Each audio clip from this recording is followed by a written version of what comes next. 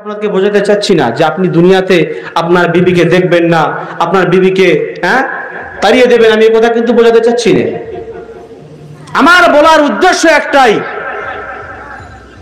আমি যেমন আমার জান্নাতে যাওয়ার জন্য যে কাজগুলো করছি, আমার পরিবার পরিজনের ছেলে মেয়ে বাপ ভাই বোন এদেরকে সেই রাস্তায় আনার দরকার আছে কিনা বলেন। আফসোস অনেক মুসলমান এটাই মনে করে যে আমি একাই নামাজ পড়বো, একাই জান্নাত যাবো। অতটা সোজা নয়। ছোট্ট একটা ওয়াকিয়া পড়ে মরে যায়। আল্লাহ সুবহানাহু ওয়া তাআলা এক সময় একটা ফারিস্তাকে বলেন যে ফারিস্তা, অমুক এক জায়গা থেকে ঘুরে এসো, একটু দেখে এসো। কেন? আমি আল্লাহ ওই জায়গায় গজব ফেলবো। তো ফারিস্তা গিয়ে দেখছেন ওই জায়গাটায় এক আল্লাহর মাহবুব বান্দা দিন রাত বসে আল্লাহর ইবাদত করছে। ফারিস্তা জিবরাইল আমিন চলে গেলেন আল্লাহর কাছে, আল্লাহ আপনি ওখানে আযাব দেবেন কি করে? বলছে কেন? যে ওখানে তো আপনার ওলি বান্দা বসে আছে। আল্লাহ বলছে, ও আমার মালাইকা ফারিস্তা শোনো, আমি তো ওই জায়গায় আযাব দেব, তবে আমার একটা কথা শোনো। কি? তুমি সর্বপ্রথমে ওই যে আমার ওলি বান্দা বলছো ওর মাথায় বাসটা আগে ফেলো। আল্লাহ কেন? বলছে এই জন্য করেই বললাম, ও দুনিয়াতে শুধু নিজের জন্য তৈরি করছে, নিজে বাঁচার জন্য রাস্তা দেখছে।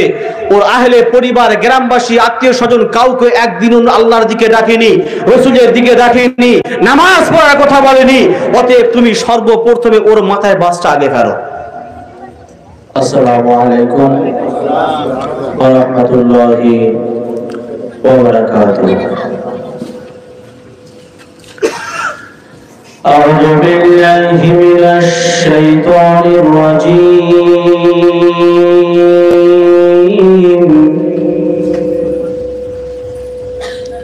بسم الله الرحمن الرحيم.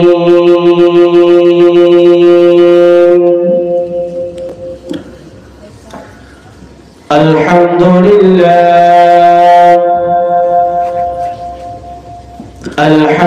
لله وكفى وسلام على عباده الذين اصطفى.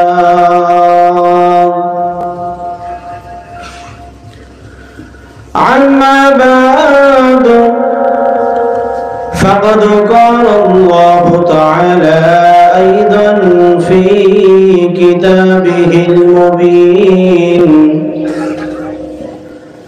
وفي الفرقان الحميد.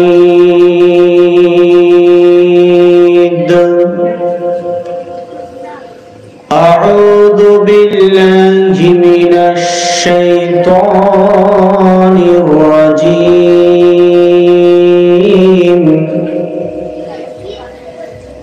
بسم الله الرحمن الرحيم.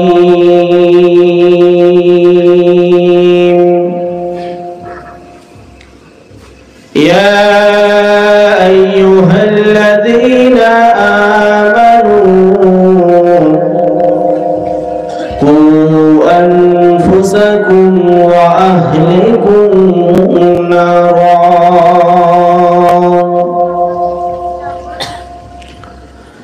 وقال الله تعالى أيضا في كتابه المبين وفي الفرقان الحميد.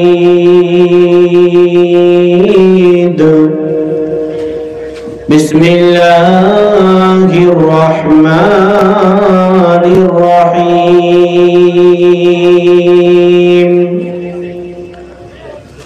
وأقيموا الصلاة وآتوا الزكاة. وقال النبي صلى الله تعالى عليه وسلم لا يؤمن أحدكم حتى أكون أحب إليه من ولده وولده والناس أجمعين.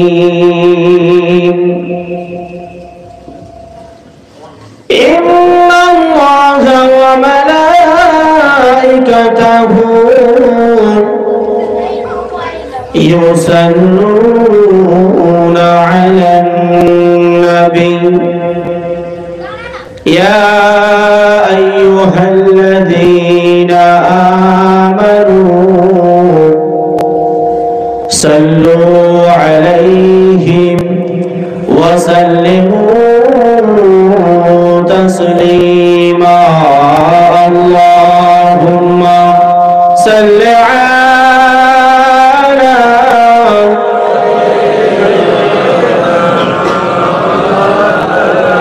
وعلى آل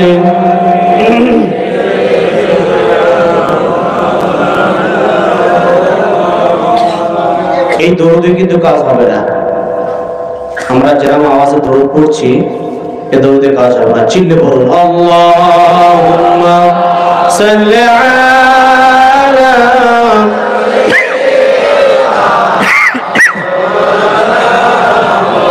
ওয়া আলা আলি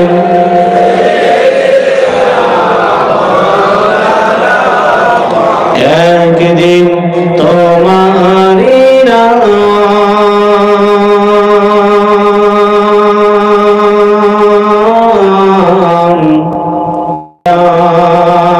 একদিন তোমারি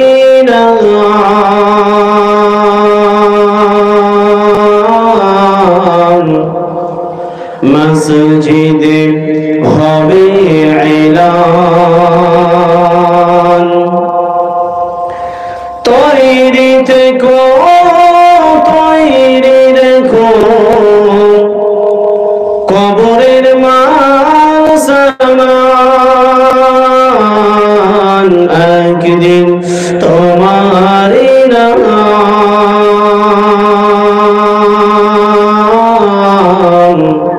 মসজিদে হবে এলান একদিন তোমারি নাম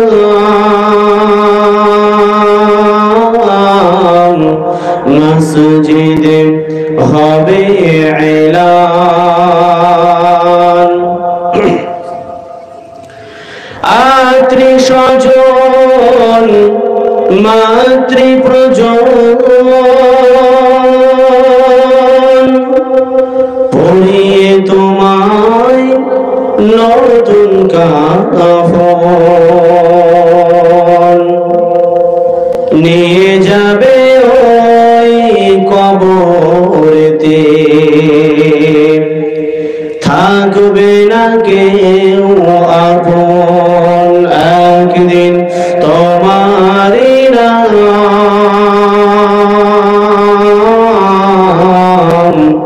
মসজিদে হবে এলান একদিন তোমারি নাম মসজিদে হবে এলান দরুদ আল্লাহুম্মা সাল্লি আলা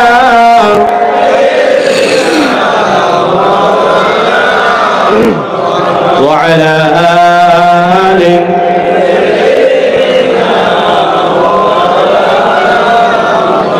এক যে আছে নূরের দেশ নূরের সে তাই নাই রে শেষ এক যে আছে নূরের দেশ নূরের সে তাই নাই রে শেষ মদিনায় মনোয়ারা নূরে নবী নূরের দেশ মদিনায় মনোয়ারা নূরে নবী নূরের দেশ এক যে আছে নূরের দেশ নূরের সে তাই নাই রে শেষ এক যে আছে নূরের দেশ নূরের সে তাই নাই রে শেষ মদিনায় মনোয়ারা নূরে নবী নূরের দেশ মদিনায় মনোয়ারা নূরে নবী নূরের দেশ ইয়া নবী সালামু আলাইকা ইয়া রাসূল সালাম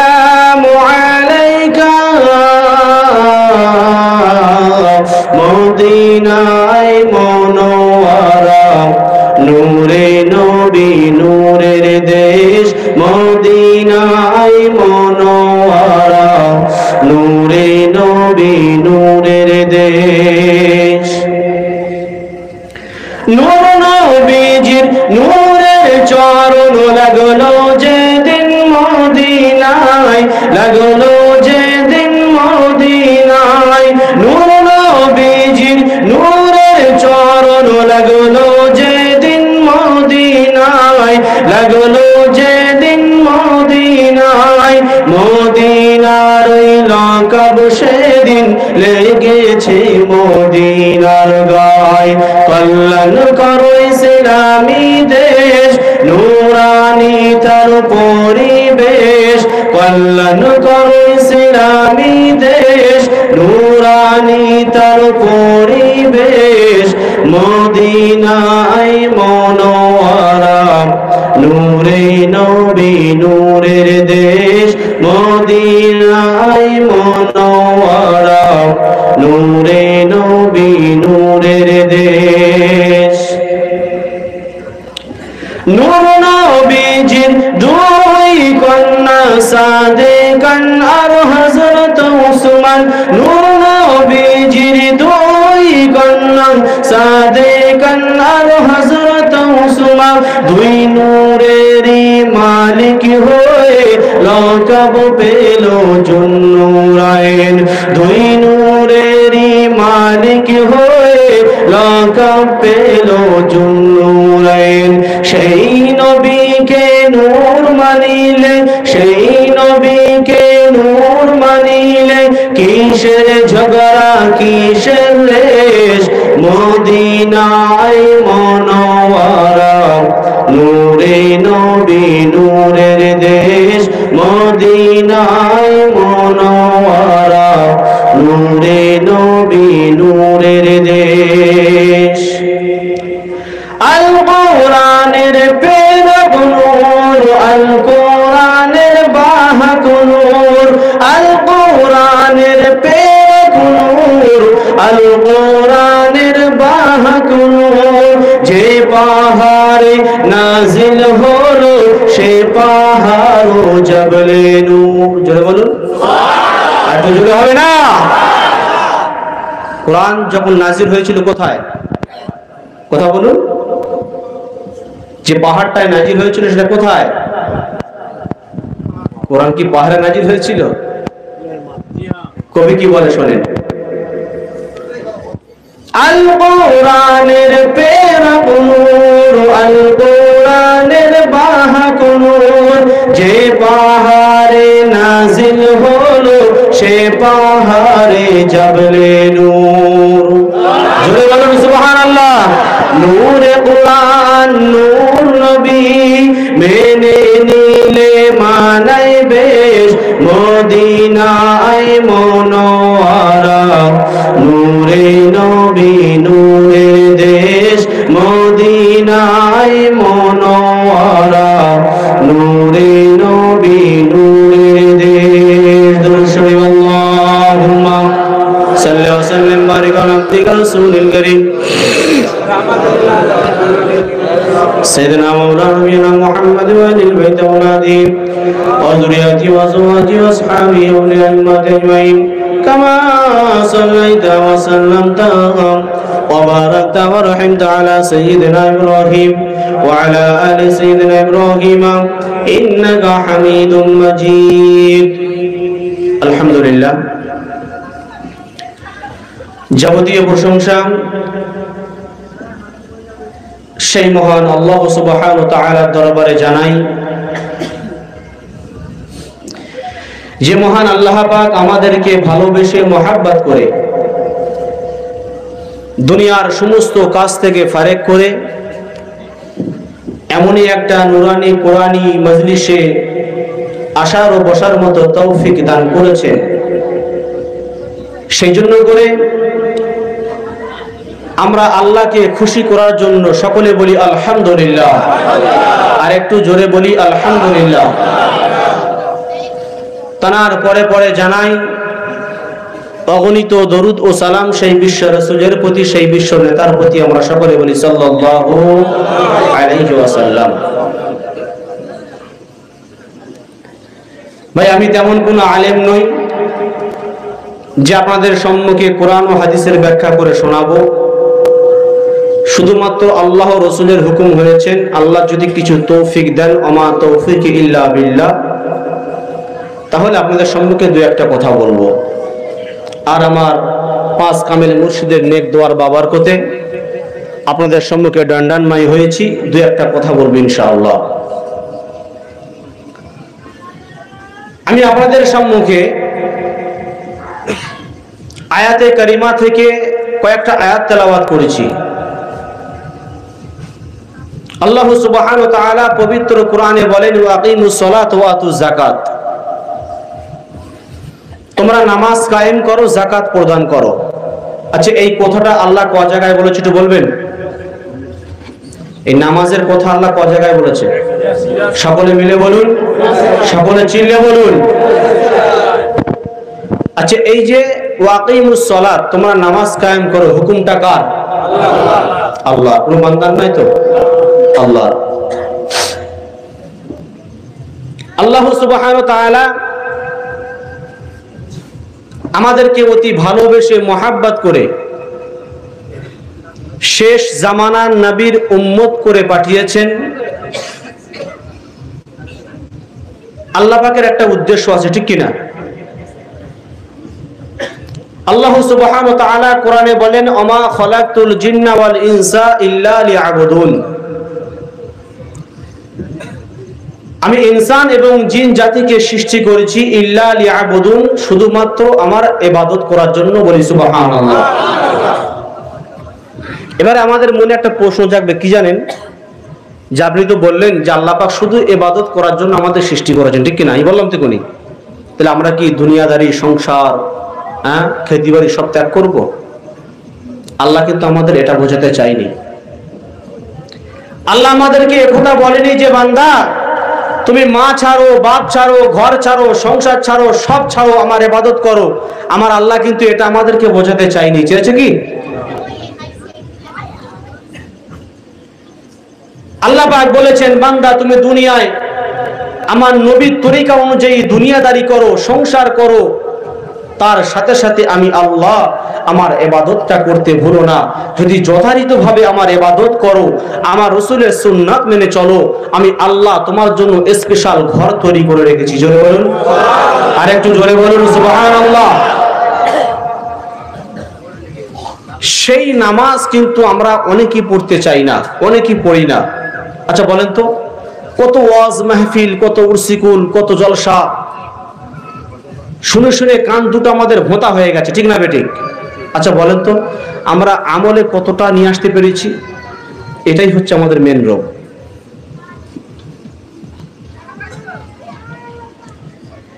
যে কজন আমরা ওয়াজ শুনে পরিবর্তন হলাম, কজন ওলামায়ে কেরামদের বক্তব্য শুনে নিজেকে পরিবর্তন করলাম, এটা আমাদের কিন্তু মেন টার্গেট রাখতে হবে। শুধু ওয়াজ শুনলাম এক কান দিয়ে, বার করে দিলাম আর এক কান দিয়ে, এর নাম কিন্তু ঈমান নয়, বা এর নাম কিন্তু মুসলমান বলে পরিচয় দেওয়া যাবে না। সুন্নিওয়ালা মুসলমান, খানেওয়ালা মুসলমান, নামধারী মুসলমান, এরকম মুসলমান হয়ে কিন্তু দুনিয়ায় বেঁচে থেকে আমাদের কোনো লাভ নেই। আছে কি বাপ? কথা বলুন। কোনো লাভ নেই। লাভ হবে কখন? যখন আল্লাহর বিধান মেনে চলবো, রাসূলের তরিকা মেনে চলবো। আল্লাহ বলছে, বান্দা তুই সামান্য ঈমান নিয়ে আমার কাছে আয়, তোর কোনো চিন্তা নাই, আমি আল্লাহ তোর জান্নাত দেব। আর একটু জোরে বলুন। ও ভাইজানেরা, জওয়ান যুবকেরা, ও আমার মুরব্বিয়ানেরা, কান্দা খাড়া করে দিয়ে শুনে রেখে দিন। আল্লাহ পাক, আল্লাহ তাআলা বলেন, ও দুনিয়ার মানুষেরা শোনো শোনো, তোমরা যথাযথভাবে আমি আল্লাহ আমার হেফাজত করো। হেফাজতের অর্থ এটা নয় আল্লাহ পাক আমাদেরকে এটাই বোঝাতে চেয়েছেন, বান্দারে আমি তোকে দুনিয়ার জমিনে পাঠিয়েছি শুধু দুনিয়াদারি করার জন্য নয়, শুধু দুনিয়াতে হই হুল্লা করে কাটাবি এর জন্য নয়। বান্দা তোমার যেমন দুনিয়াতে আমি আল্লাহ পাঠিয়েছি, তেমন আমার একটা উদ্দেশ্য আছে। আমার বান্দা আমার ইবাদত করবে, বান্দাগি করবে, আমার রাসূলের অনুসরণ অনুগত করবে। আমি আল্লাহ জান্নাত বানিয়েছি, আমি আল্লাহ জাহান্নাম বানিয়েছি, আমার বান্দাদেরকে জাহান্নাম দিতে চাই না। ও দুনিয়ার মানুষেরা শুনে রেখে দাও, আল্লাহ পাক এটাই বোঝাতে চেয়েছেন, ও দুনিয়ার মানুষেরা আমার হুকুমটা যথাযথভাবে আদায় করো, আমি আল্লাহ আমার হুকুমটা মেনে চলো, আমার রাসূলের সুন্নাতকে মেনে চলো, আর সামান্য ঈমান নিয়ে চলে এসো, আমি আল্লাহ দায়িত্ব নিয়ে তোমার জান্নাত দেব। আর একটু জোরে হবে না সুবহানাল্লাহ? এই নামাজ আমরা অনেকেই পড়তে চাই না, অনেকেই পড়ি, অনেকে পড়ি না। অনেক ফ্যামিলিতে দেখবেন 7 জন মেম্বার আছে, একজন নামাজ পড়ে 6 জন পড়ে না। কতটা ভুল বললাম না ঠিক বললাম? আবার আপনি নিজে একা নামাজ পড়বেন, একাই জান্নাত যাবেন। জান্নাতটা কিন্তু কারো মামার বাড়ি নয়। আপনি মনে মনে করছেন আমি একাই নামাজ পড়বো, একাই হজ করব, একাই দুনিয়ার সব সৎ কাজ করব, আমি একাই জান্নাত চলে যাব। সম্ভব নয়। কেন? আল্লাহ কোরআনে বলছেন, ইয়া আইয়ুহাল্লাযীনা আমানু কু আনফুসাকুম ওয়া আহলিকুম নারা, তুমি নিজে আমার ঈমানদারগণেরা তুমি নিজে আগুন থেকে বাঁচো এবং তোমার আহলে পরিবারদেরকে আগুন থেকে বাঁচাও। ঠিক না বেঠিক? আপনি মনে মনে করছেন আমি একাই নামাজ পড়ব, একাই আমি হজ করব, একাই দান খায়রাত করব, একাই শরিয়াতের কাজ করব, একাই জান্নাত যাব। অতটা সোজা নয়। আমার সন্তান, আমার বিবি, আমার মা, আমার বাপ, আমার পরিবার, আমার পরিজন, এরাই একদিন আমার বিপদের সম্মুখীন হয়ে দাঁড়াবে, এরাই একদিন আমার বিপদের কান্ডারি হবে, এরাই একদিন আমার বিপদে ফেলে দেবে। কিরকম? আল্লাহ কোরআনে বলছেন, ইয়াউমা ইয়াফিরুল মারউ মিন আখিহি ওয়া উম্মিহি ওয়া আবি ওয়া সাহিবাতিহি ওয়া বানি। এই ইয়াফিরু শব্দের অর্থ হচ্ছে, ইয়াফিরু শব্দের অর্থ হচ্ছে মানুষ খেচে দৌড়ে পালিয়ে যাবে। কাকে দেখে? আমাকে দেখে। আমার ভাই, আমার মা, আমার বাপ, আমার আত্মীয় স্বজন, আমার পরিবার পরিজন একদিন আমাকে দেখে পালিয়ে যাবে। ঠিক না বেঠিক? আমার দিকে মতো যেমন কথা বললে হবে না। কেন? আল্লাহ কোরআনে বলছেন, ইয়াউমা ইয়াফিরু, ওই কিয়ামতের দিন তারা খেচে দৌড়ে পালিয়ে যাবে। মারউ মিন আখি, আমার ভাই, ওয়া উম্মিহি ওয়া আবি, আমার বাপ, ওয়া সাহিবাতিহি ওয়া বানি, আমার আত্মীয় স্বজন পরিবার একদিন আমাকে দেখে পালিয়ে যাবে। আচ্ছা বলেন তো, আমি আমার পরিবারের জন্য দুনিয়াতে কি করিনি বলেন? আমার কথা বুঝতে পারছেন কি? দিন রাত সমান করে দিলাম, আল্লাহর হুকুমকে অমান্য করে দিলাম। শুধু কিসের উদ্দেশ্য? টাকা উপার্জন করার জন্য, দুনিয়াদারি করার জন্য। একদিন ওই বিবি আমার হবে না, ওই বাপ আমার হবে না, ওই মা আমার হবে না, হবে আমার কি? ওয়া আমিলুস সলিহাত, নেক আমল। জোরে বলুন না সুবহানাল্লাহ। আমি এটাকে আপনাকে বোঝাতে চাচ্ছি না যে আপনি দুনিয়াতে আপনার বিবিকে দেখবেন না, আপনার বিবিকে তাড়িয়ে দেবেন, আমি এই কথা কিন্তু বোঝাতে চাচ্ছি না। আমার বলার উদ্দেশ্য একটাই, আমি যেমন আমার জান্নাতে যাওয়ার জন্য যে কাজগুলো করছি, আমার পরিবার পরিজনের ছেলে মেয়ে, বাপ ভাই বোন, এদেরকে সেই রাস্তায় আনার দরকার আছে কিনা বলেন? আফসোস, অনেক মুসলমান এটাই মনে করে যে আমি একাই নামাজ পড়বো, একাই জান্নাত যাবো। অতটা সোজা নয়। ছোট্ট একটা ওয়াকিয়া মরে মরে যায়। আল্লাহ সুবহানাহু ওয়া তাআলা একসময় একটা ফারিস্তাকে বলেন যে, ফারিস্তা অমুক এক জায়গা থেকে ঘুরে এসো, একটু দেখে এসো। কেন? আমি আল্লাহ ওই জায়গায় গজব ফেলবো। তো ফারিস্তা গিয়ে দেখছেন ওই জায়গাটায় এক আল্লাহর মাহবুব বান্দা দিন রাত বসে আল্লাহর ইবাদত করছে। ফারিস্তা জিবরাইল আমি চলে গেলেন আল্লাহর কাছে, আল্লাহ আপনি ওখানে আযাব দেবেন কি করে? বলছে কেন? যে ওখানে তো আপনার ওলি বান্দা বসে আছে। আল্লাহ বলছে, আমার মালাইকা ফারিস্তা শোনো, আমি তো ওই জায়গায় আযাব দেব, তবে আমার একটা কথা শোনো, কি তুমি সর্বপ্রথমে ওই যে আমার ওলি বান্দা বলছো ওর মাথায় বাসটা আগে ফেলো। ইনশাআল্লাহ। কেন বলছি? এই জন্য করেই বললাম, ও দুনিয়াতে শুধু নিজের জন্য তৈরি করছে, নিজে বাঁচার জন্য রাস্তা দেখছে। ওর আহলে পরিবার, গ্রামবাসী, আত্মীয় স্বজন কাউকে একদিনও আল্লাহর দিকে ডাকেনি, রসুলের দিকে ডাকেনি, নামাজ পড়ার কথা বলেনি। অতএব তুমি সর্বপ্রথমে ওর মাথায় বাসটা আগে ফেলো। তাহলে বোঝা গেল, আমি শুধু একা নামাজ পড়লে আমি জান্নাতে যেতে পারবো না। তাহলে আমি যখন নামাজ পড়ছি, আমার ছেলেকে নামাজ পড়াতে হবে, আমার বিবিকে নামাজের কথা বলতে হবে, আমার মা, আমার বোন, আমার ভাই, সকলকে পরিবারে যখন নামাজি হয়ে যাব, দেখবেন আল্লাহ ওই সংসারটা সুখের বানিয়ে দেবে। জোরে বলুন না সুবহানাল্লাহ। আজকে অনেক ভাই আমার এখানে আছি, অনেক ভাই আমার এখানে আছি শুধুমাত্র জুম্মার দিনে মসজিদে যায়, ঠিক না বেটি? আমি কথাটা কি ভুল বললাম? অনেক ভাই এখানে আছি আমরা। এরা মনে মনে করে যে এখন তো জওয়ান অবস্থা, হ্যাঁ, এখন তো 32-33 বছর বয়স, বয়সটা পার হোক, হাতের চামড়াগুলো, মুখের চামড়াগুলো গুটিয়ে যাক, তারপর না হয় মসজিদে যাব। আমার আব্বা জানেরা, ভাই জানেরা, ও সোনা বন্ধুরা,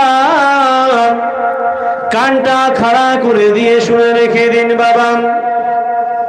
বিশ্ব নবী আমার, যিনি দুনিয়ার বাদশাহ, নবী জনাবে মুহাম্মদ রাসূলুল্লাহ সাল্লাল্লাহু তাআলা আলাইহি ওয়াসাল্লাম, সারাটা জিন্দেগিতে, সারাটা জীবন আমার রসুল, আমার হাবিব যুবকদেরকে উৎসাহ করেছিলেন। জোরে বলুন সুবহানাল্লাহ।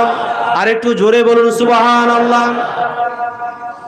যুবকদের উৎসাহ কেন করেছিলেন? আমি এই জন্য করে যুবকদের অনুসরণ করে বলছি, যে সমস্ত যুবকরা মনে মনে করে যে বয়সটা আরেকটু গড়িয়ে যাক, আরেকটু গড়িয়ে যাক, তখন নামাজ পড়বো, আমি তাদের উদ্দেশ্যে বলছি, আল্লাহ কোরআনে বলছেন কুল্লু নাফসিন যায়িকাতুল মাউত, ঠিক না বেটি? প্রত্যেকটা নফসকে একদিন না একদিন মৃত্যুর স্বাদ গ্রহণ করতেই হবে। অপর এক জায়গায় আল্লাহ বলেন, কোন সময়, যে টাইমে, যে দিনে যার মৃত্যুটা আমি আল্লাহ নির্ধারিত করে রেখেছি, ঠিক সেই সময় হবে। 1 সেকেন্ড আগেও নয়, আর 1 সেকেন্ড পরেও নয়, ভাই, ঠিক না বেঠিক?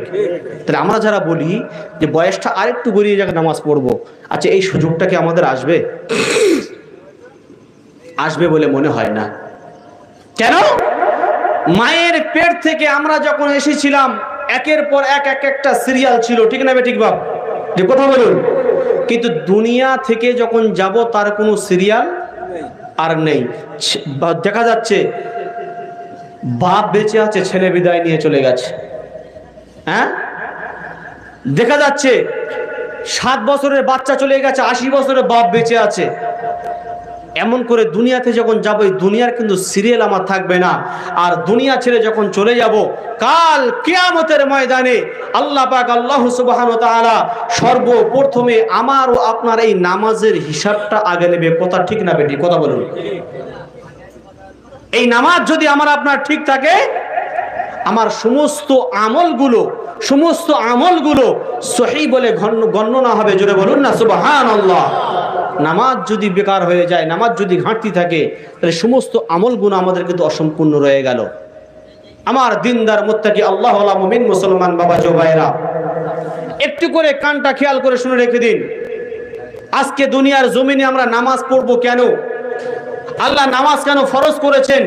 আল্লাহ বলছে, বান্দা, তোর মনে যদি অশান্তি ভরপুর হয়ে থাকে, আমি আল্লাহ আমার কাছে আয়, অর্থাৎ আমার ঘরে আয়, যার নাম হলো বাইতুল্লাহ। ওখানে গিয়ে 2 রাকাত নামাজ পড়, আমি আল্লাহ তোর অন্তরটা শান্তি দিয়ে পরিপূর্ণ করে দেব। আর একটু জোরে বলবেন না সুবহানাল্লাহ। ও ভাই জানেরা, জওয়ান যুবকেরা, ও আমার মুরব্বিয়ানেরা, আল্লাহ পাক, আল্লাহ তাআলা এই নামাজটা আমাদের উপরে ফরজ করেছেন কেন? কিসের জন্য আল্লাহ নামাজ ফরজ করেছেন? একটু কানটা খাড়া করে দিয়ে শুনে রেখে দিন।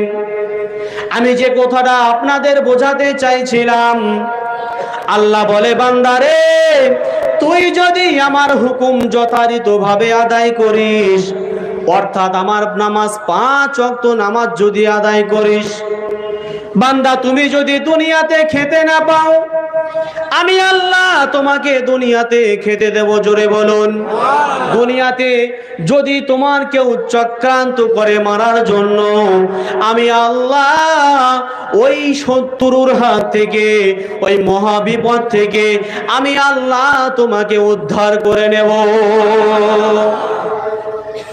আমার ভাই জানেরা, এই নামাজ হলো এমন একটা বস্তু, আল্লাহ বলে বান্দারে তুমি যখন বিপদে পড়ে যাবে, দুনিয়ার মানুষের কাছে শেয়ার করবে না, সর্বপ্রথমে ওযু বানাও, ওযু বানিয়ে আমি আল্লাহ আমার কাছে এসো, 2 রাকাত নামাজ পড়ি, আমি আল্লাহ আমার কাছে যখন চাবি রে বান্দা, আমি দুনিয়াতে তোর যেটা প্রয়োজন আমি আল্লাহ সেই প্রয়োজনটাকে মিটিয়ে দেব। ও ভাই জানেরা, একটু কানটা খারাপ করে দিয়ে শুনে রেখে দিন। আল্লাহ রসুলের জামানায় আল্লাহ রসুলের সাহাবী, তিনি ব্যবসা বাণিজ্য করতেন, মাল আসবাবপত্র খরিদ করলেন। সেই সময় এখনকার জামানার মতো গাড়ি ঘোড়া ছিল না। একটা সওয়ারিকে ডাকলেন, ওই সওয়ারির পিঠে সমস্ত মালগুলো চাপিয়ে দিলেন। চাপিয়ে দেওয়ার পরে ওই সওয়ারির মালিকটা গুটি গুটি গুটি গুটি পায়ে চলে যায়। আল্লাহ রসুলের সাহাবী বলেন, ও সওয়ারির মালিক শোনো শোনো, তুমি আমাকে এই রাস্তা দিয়ে নিয়ে চলো, আমার সুবিধা হবে। সওয়ারির মালিক বলে, না না, আমি ওই রাস্তা দিয়ে গেলে আমার সওয়ারিটা কিছু খেতে পাবে এবং রাস্তাটা অনেক শর্ট হবে। ওই মালিকের উদ্দেশ্য ছিল মানুষকে গোমরা বানিয়ে গভীর জঙ্গলের ভেতরে নিয়ে গিয়ে তার মালগুলো সব কিছু হড়প করে নিয়ে তাকে হত্যা করে দেওয়া। আল্লাহ রসুলের সাহাবী তিনিও চললেন, সাওয়ারিও চললেন। যেতে যেতে যেতে যেতে গভীর জঙ্গলে যখন পৌঁছে গেলেন, আমার ভাইরা আল্লাহ রসুলের সাহাবীটাকে ফেলে দিলেন। ফেলে দেওয়ার পরে সমস্ত মালগুলো হরপ করে নিলেন, সমস্ত মালগুলো নিয়ে নিলেন এবং নাঙ্গা তলোয়ার বার করলেন। বলো, আমার হাত থেকে তোমার কে বাঁচাকে, তোমাকে কতল করে দেব। বলছে, কি ব্যাপার, এমনটা হলো কেন? বলে, এটাই হলো আমার কাজ। আমি মানুষকে ওয়াসওয়াসা দিয়ে, মানুষকে গোমরা বানিয়ে এই গভীর জঙ্গলের মধ্যে নিয়ে এসে তার মালগুলো কেড়ে নিয়ে তাকে হত্যা করা। বলো, তোমার জীবনের শেষ কি চাহিদা, শেষ কি ইচ্ছা আছে বলো। অশোনা বন্ধুরা, ওই সময় আল্লাহ রসুলের সাহাবী বলেছিলেন, আমার অন্য কোনো ইচ্ছা নেই, অন্য কোনো আশা নেই, তবে আমাকে 2 রাকাত নামাজ পড়ার মতো সুযোগ করে দাও। একটু জোরে হবে না সুবহানাল্লাহ? আমাকে 2 রাকাত নামাজ পড়ার সুযোগ করে দাও। তখন মালিক বলছে যে অনেক বাহানা করেছে, অনেক ইচ্ছা চেয়েছে, সবার ইচ্ছা পূরণ করা হয়েছে, তুমি 2 রাকাত নামাজ পড়বে, পড়ো, কোনো অসুবিধা নেই। ও ভাই জানেরা, আল্লাহ রসুলের প্রাণ প্রিয় সাহাবী ওযু বানিয়ে নিলেন। ওযু বানানোর পরে নামাজ শুরু করে দিলেন। জোরে বলবেন না? আচ্ছা, এরকম বিপদে যদি আমরা পড়ি, নামাজের কথা মনে থাকবে? কথা বলুন। তখন নামাজ তো দূরের কথা, তখন নিজেই কি করে ফেলবো, নিজেই তার কোনো হুঁশ ঠিকানা থাকবে না। সেই জন্য তো সাহাবীদের দিকে ফলো করতে হবে, আমাদের রসুলের দিকে ফলো করতে হবে। রসুল কেমন আদর্শ করে গেছেন, কেমন জীবন যাপন করে গেছেন, সাহাবীরা কেমন কাটিয়েছেন, এদের দিকে ফলো করে যদি সেই বাস্তবায়ী জীবনে আমরা আমল করতে পারি, ইনশাআল্লাহ আল্লাহ আমাদেরকে জান্নাত দেবেই দেবে। জোরে বলুন না সুবহানাল্লাহ। আল্লাহ রসুলের সাহাবী দুনিয়ার অন্য কোনো চাহিদা চাননি, দুনিয়ার কোনো আশা পূরণ করেননি। তিনি একমাত্র আশা চেয়েছেন, আমাকে 2 রাকাত নামাজ পড়ার সুযোগ করে দাও। জোরে বলুন না সুবহানাল্লাহ। নামাজ পড়া শুরু করে দিলেন। আমার ভাই জানেরা, নামাজ শুরু করলেন। নামাজ শেষ করার পরে দুই দিকে সালাম ফিরানোর পরে আল্লাহর কাছে হাত তুললেন। জোরে বলুন, আর একটু জোরে বলুন। এখন কিছু মানুষ জানেন বলে ও দোয়া চাওয়া যাবে না, দোয়া করা যাবে না, বলে কি বলে না? আল্লাহ রসুল বলছেন মাল্লা ইয়ারহাম ওয়ালাম ইউরহাম, যে আল্লাহর কাছে চায় সে পায়, যে চায় না সে পায় না, ঠিক কিনা? আল্লাহ রসুলের সাহাবী আল্লাহর কাছে হাত তুলে দিলেন, ও রব্বুল আলামিন আল্লাহ পাক, আমি দুনিয়ার কাছে কোনো মানুষের কাছে সাহায্য চাইনি। আল্লাহ তুমি আমার রব, তুমি আমার সৃষ্টিকর্তা। আল্লাহ তুমি হায়াতের মালিক, আল্লাহ তুমি মউতের মালিক। আল্লাহ তুমি তো ওয়াদা করেছো আমার যে বান্দা আমার যথাযথভাবে হুকুম পালন করবে, আমি আল্লাহ ওই বান্দার বিপদ থেকে আমি আল্লাহ তাকে উদ্ধার করে নেব। আর একটু জোরে বলুন। আল্লাহ রসুলের সাহাবী আল্লাহর কাছে হাত তুলে রোনাজারি করেন, অঝর ঝরনে কাঁদেন। আল্লাহ পাক ডাক দিয়ে বলেন, ও আমার বান্দা শোনো, তুমি চিন্তা করো না, চিন্তা করো না। কেন? আমি আল্লাহ বলেছি যে বান্দা আমার হয়ে যায় আমি আল্লাহ তার হয়ে যায়। ও বান্দা তুমি চিন্তা করো না, আমি আল্লাহ ওই বিপদ থেকে তোমাকে বাঁচিয়ে নেব। সওয়ারের মালিক তলোয়ার তুলে আছে, কতল করে দেবে। এমত অবস্থায় দেখা যায় দোয়া, আল্লাহর কাছে হাত তুলে দোয়া করতেই রয়েছেন। সওয়ারের মালিক বিরক্ত হয়ে যায়, এত লম্বা টাইম নিয়ে কি দোয়া চাই, কি চাই? আমার ভাই জানেরা, তলোয়ারটা নিয়ে গলায় চালাতে যাবে কিনা, আল্লাহ পাকের হুকুমে আল্লাহর মালাইকা ফেরেশতা ডাক দিলেন। জোরে বলুন, আর একটু জোরে বলুন। আল্লাহর মালাইকা ফেরেশতা ডাক দিয়ে বলেন, আল্লাহর নামাজি বান্দার গলায় ছুরি চালাবি না। জোরে বলুন সুবহানাল্লাহ। তলোয়ারটা ফেলে দিলেন, ডান দিকে ছুটে ছুটে যায়, বাম দিকে ছুটে ছুটে যায়, সামনে যায়, পিছনে যায়, কোথাও কাকে দেখতে পায় না। আওয়াজটা কোত্থেকে আসে? হতভম্ব হয়ে গেলেন, আবার তলোয়ার তুললেন মারার জন্য। আমার ভাইরা, আবার আসমান থেকে আওয়াজ আসে, ওই নামাজি বান্দার গলায় ছুরি চালাবি না।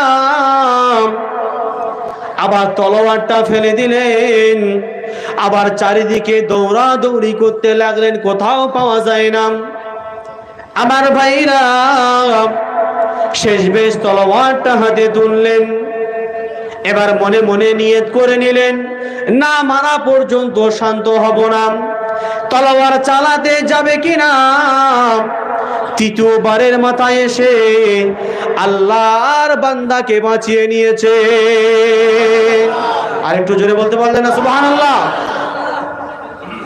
ছোট্ট একটা ওয়াকিয়ার মাধ্যম দিয়ে কি বুঝতে পারলেন? নামাজ পড়লে আল্লাহ বিপদ থেকে মুক্তি দেবে কিনা বলেন, জোরে বলুন। আমরা অনেক মানুষ কি করি জানেন? যখন আমরা আরাম আয়েশের মধ্যে থাকি তখন আল্লাহকে আমরা ভুলে যাই, ঠিক না বেঠিক? আর যখন বিপদে পড়ি, আল্লাহ বাঁচাও, আল্লাহ বাঁচাও, আল্লাহ বাঁচাও করে কি করি না? আল্লাহ, হ্যাঁ, মানে 24 ঘন্টার মধ্যে কতবার যে আল্লাহর নাম লাই ও নিজেই বলতে পারবে না। হ্যাঁ, কোথায় বলে ঠেলার নাম বাবুজি, ঠিক না বেঠিক? আল্লাহ বলছে, বান্দা ওই আল্লাহর ডাক আমি তোর মুখ থেকে শুনতে চাইনি, আমি শুনবো তখন যখন তুই আরাম আয়েশে দুনিয়াতের মধ্যে থাকবি, তখন যত বেশি আমি আল্লাহ আমার স্মরণ করবি, আর যখন তুই বিপদে পড়বি তখন আমি আল্লাহ তোকে স্মরণ করবো। জোরে বলুন, আর একটু জোরে বলুন সুবহানাল্লাহ। কিন্তু আমরা কি করি? যখনই বিপদে পড়ি আল্লাহর কথা মনে পড়ে, আর যেই বিপদ থেকে উদ্ধার হয়ে যায় আল্লাহকে আর আমরা চিনি না। আমার জ্ঞানী করি মুসলমান বাবা জো ভাইরা, নামাজ আজকে দুনিয়ার জমিনে আমরা পড়বো কেন? কিসের জন্য পড়বো? কি আমরা নামাজ পড়ি কি আল্লাহর লাভের জন্য পড়ি? কথা বলুন।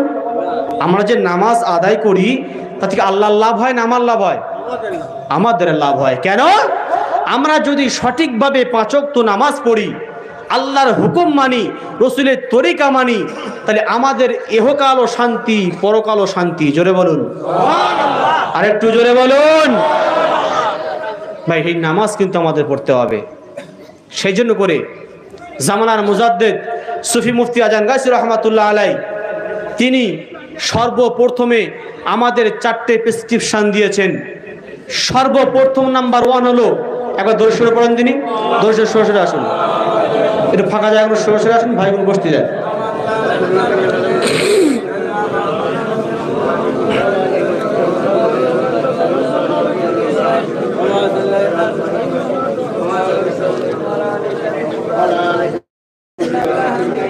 আর একটু মহব্বতের সাথে বলি আল্লাহুম্মা সাল্লি ওয়া সাল্লিম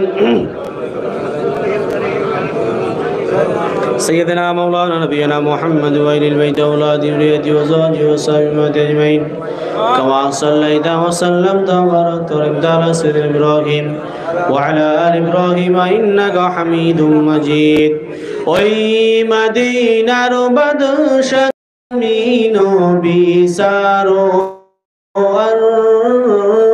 ওই মদিনার বাদশা তুমি নবী সারো শান্তি নিয়ে এলেন তুমি ধরির ধরার পর। জোরে বলবেন না? বাদশা তুমি নবী সারো নিয়ে এলেন তুমি ধরির ধরার পর।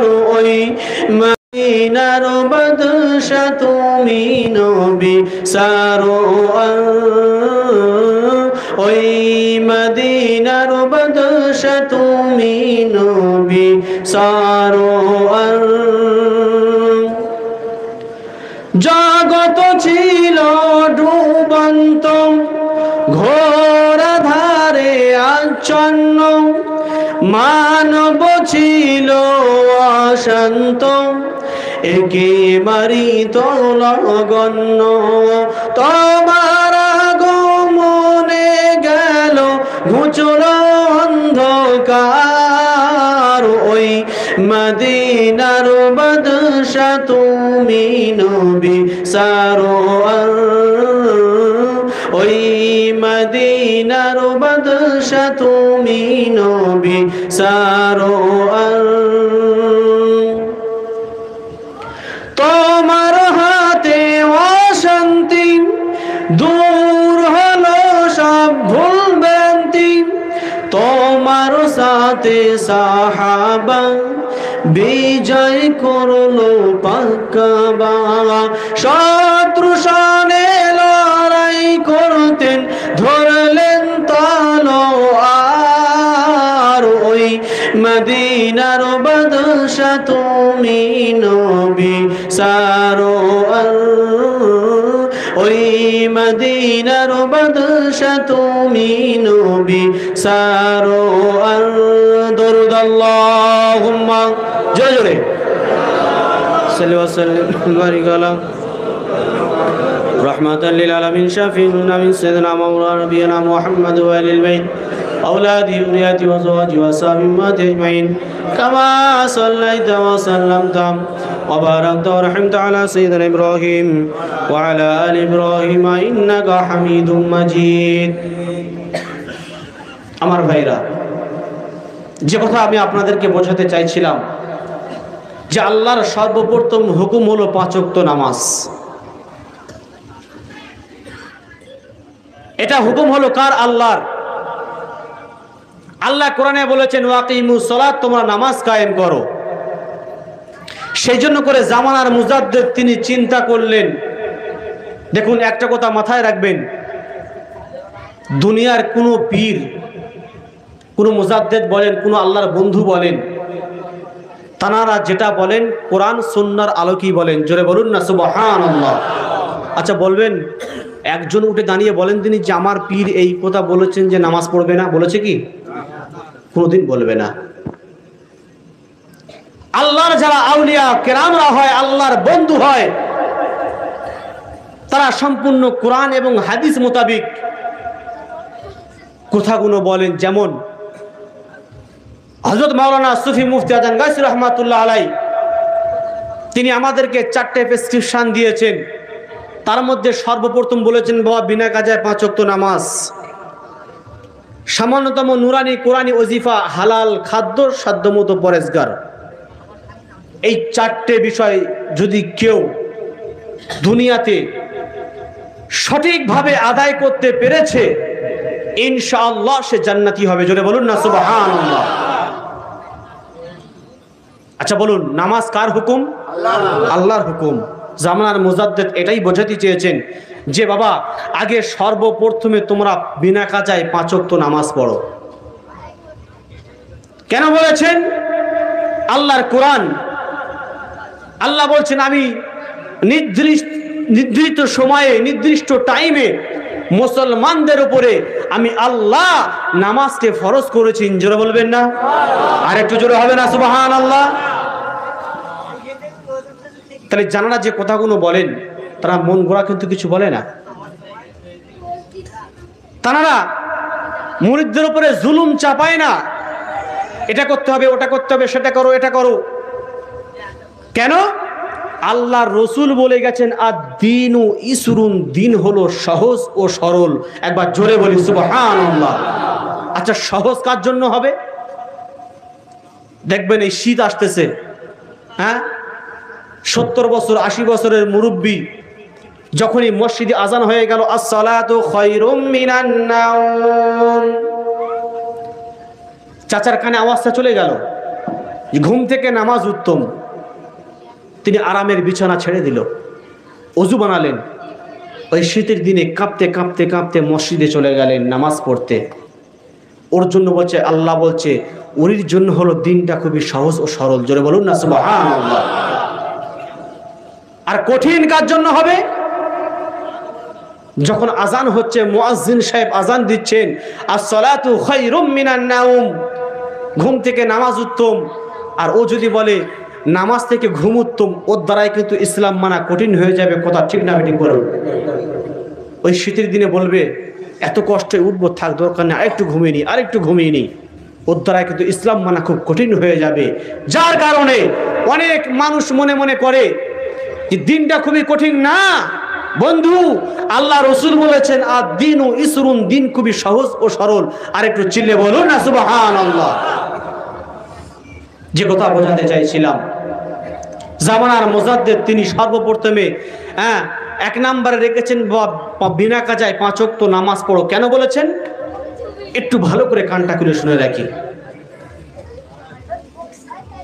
আল্লাহ পাক আল্লাহ সুবহানাহু ওয়া তাআলা পবিত্র কোরআনে বলেন, ইন্নাস সালাতা তানহা আনিল ফাহশাই ওয়াল মুনকার, নিশ্চয়ই নামাজ হলো এমন একটা ইবাদত মানুষের অশ্লীল কাজ থেকে দূরে রেখে দেয়। জোরে বলবেন না?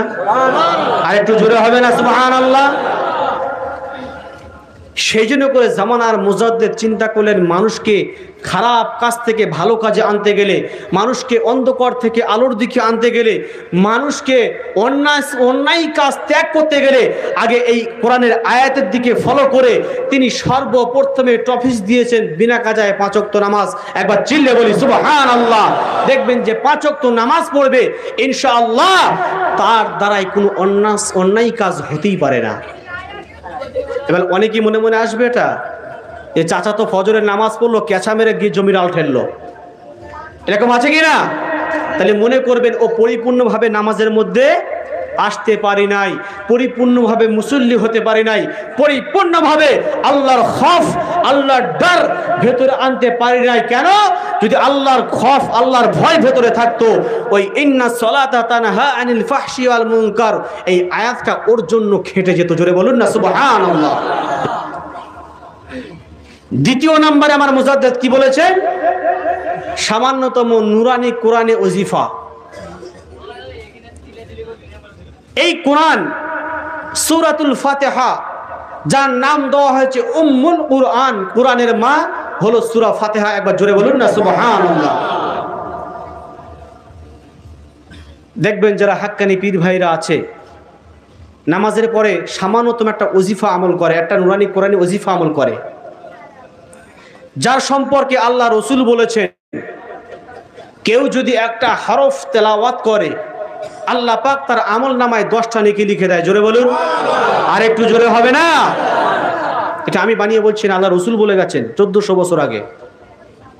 জামানার মুজাদ্দিদ চিন্তা করলেন যে অনেক মানুষ তো নামাজ পড়ে হই হুল্লা করে চলে যায়, তারা কোরআন পড়ে না, কোরআন তেলাওয়াত করে না।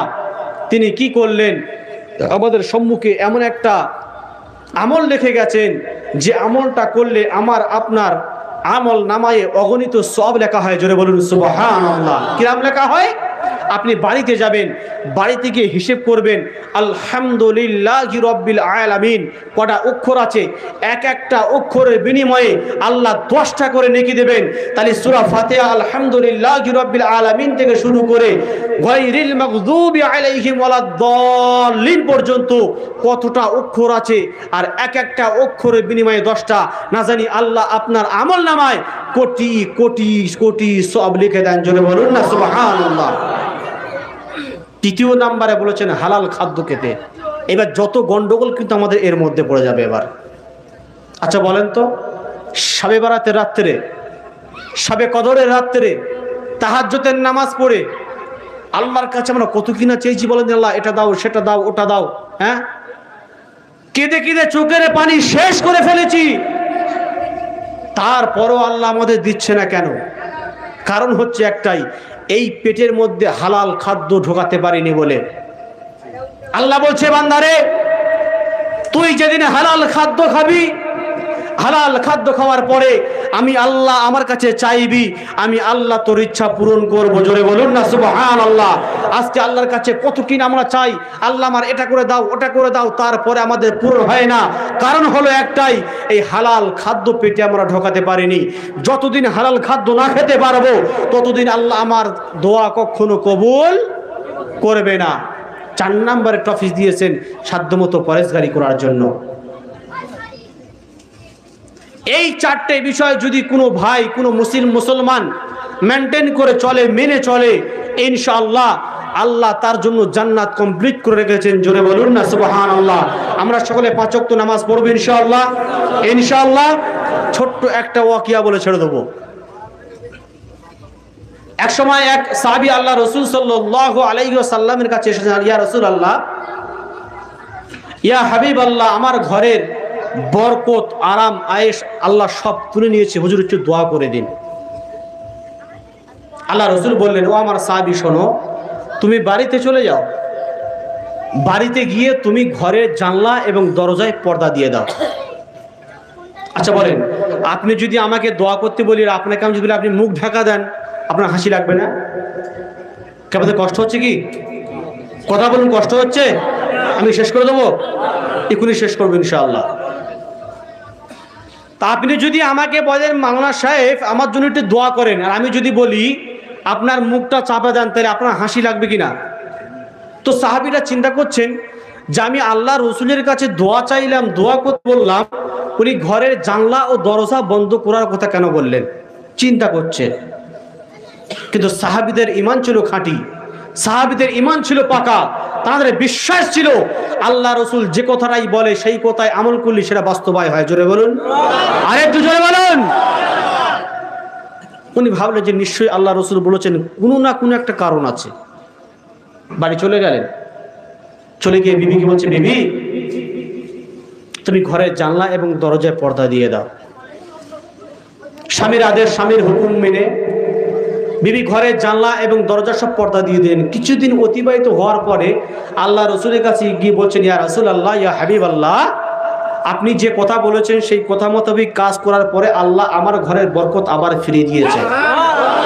জোরে বলুন, ইয়া রাসূলুল্লাহ, কারণটা কি বুঝতে পারলো না? বলছে, বাবা কারণ হলো এটাই, তোমার ঘরের জানলা ও দরজায় পর্দা ছিল না, আর তোমার ওই রাস্তার গা দিয়ে বেনামাজি যেত, আর বেনামাজির নজর তোমার ঘরে পড়ে গেছে, আর ঘরে পড়ে যাওয়ার কারণেই আল্লাহ তোমার ঘরের আরাম, আয়েশ, চ্যান, বরকত আল্লাহ সব তুলে নিয়েছে।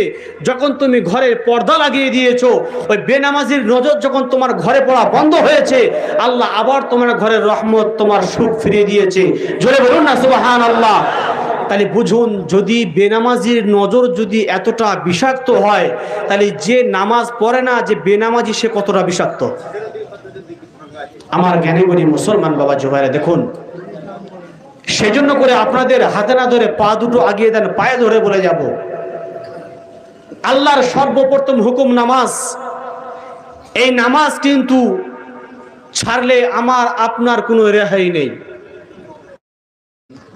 বিশেষ করে আমি ওই সমস্ত যুবক অনুসরণ করে বলবো, ও আমার যুবক, ও আমার বন্ধু, আপনি মনে মনে করছেন যে বয়সটা গোড়ালে নামাজ পড়বো।